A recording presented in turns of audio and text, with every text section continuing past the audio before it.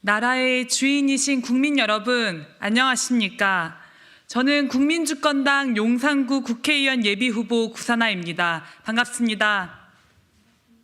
지금 대한민국은 아주 중대한 기로에 서 있습니다. 민주, 민생, 평화를 파괴하고 4대 매국, 망국의 길로 돌진하는 윤석열을 탄핵하는 것은 22대 총선에서 가장 중요한 정치적 목표입니다. 윤석열을 탄핵해야만 우리 국민의 살 길을 찾고 나라다운 나라를 만들 수 있습니다. 국민분들은 이미 매주 촛불을 밝히며 윤석열 탄핵을 위한 싸움의 최전선에서 헌신분투하고 계십니다. 저는 22대 총선에 출마하며 주권자인 국민분들께 용산에서부터 윤석열 탄핵의 바람을 불러일으켜 22대 탄핵국회 건설에 앞장서겠다고 약속드렸습니다. 탄핵국회를 건설해 윤석열을 가장 빠르게 탄핵하는 것은 제가 국회의원 예비후보 자격으로 국민분들께 약속드리는 제1의 정책이자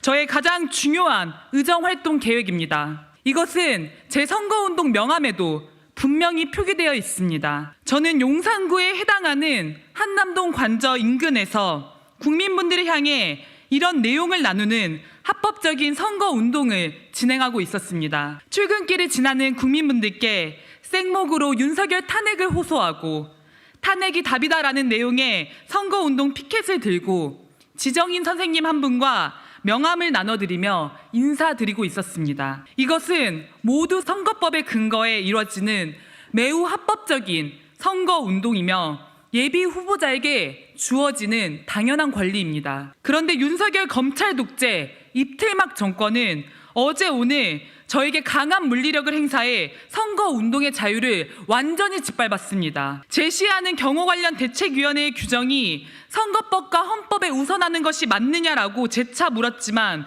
아무 답변이 없었고 그저 막무가내로 저를 밀치고 넘어뜨리고 핸드폰을 탈취했습니다. 아무것도 하지 않은 주변 시민분들을 저로부터 강제 격리하고 억류해 놓는 일들도 벌어졌습니다. 같은 장소, 같은 방식의 선거운동을 월요일에는 진행했는데 수요일에는 안 된다고 합니다. 이게 상식적으로 말이 됩니까? 안전과 경호 운운하지만 이러한 자의적인 공무 집행을 보면 이 사안의 본질은 대통령의 심기를 경호하는 것, 윤석열 검찰 독재가 국민의 삶을 틀어막고 국민의 입을 틀어막고 국민을 상대로 전쟁을 벌이고 있는 것임을 알 수 있습니다. 이게 2024년 민주공화국 대한민국의 모습이 맞습니까?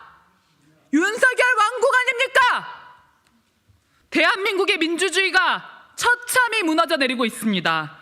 어떻게 만들어온 민주주의입니까? 총뿌리 앞에 자기를 세워 피로써 이룩한 4.19 혁명, 죽을 것을 뻔히 알면서도 도청에 남아 전두환 군부 독재에 저항한 5.18 민주항쟁, 숱한 사람들이 끌려가고 고문당하고 죽임당하며 그렇게 만들어낸 60 민주항쟁, 불의한 권력을 촛불로 탄핵한 촛불혁명까지 주권자인 우리 국민은 숱한 독재 정권에 서슬퍼런 포갑에 맞서 현재의 민주주의를 이룩하였습니다. 후대에게 더 좋은 세상을 만들어주기 위한 마음이 없었더라면 어떻게 죽음을 넘어 시대의 어둠을 넘어 이렇게 싸울 수 있었겠습니까? 그래서 그 후대인 우리 앞에는 민주주의를 더욱 발전시키고 국민이 진정 이 나라의 주인이 되도록 더욱 확대, 강화해 나갈 역사적 책임이 있습니다. 저는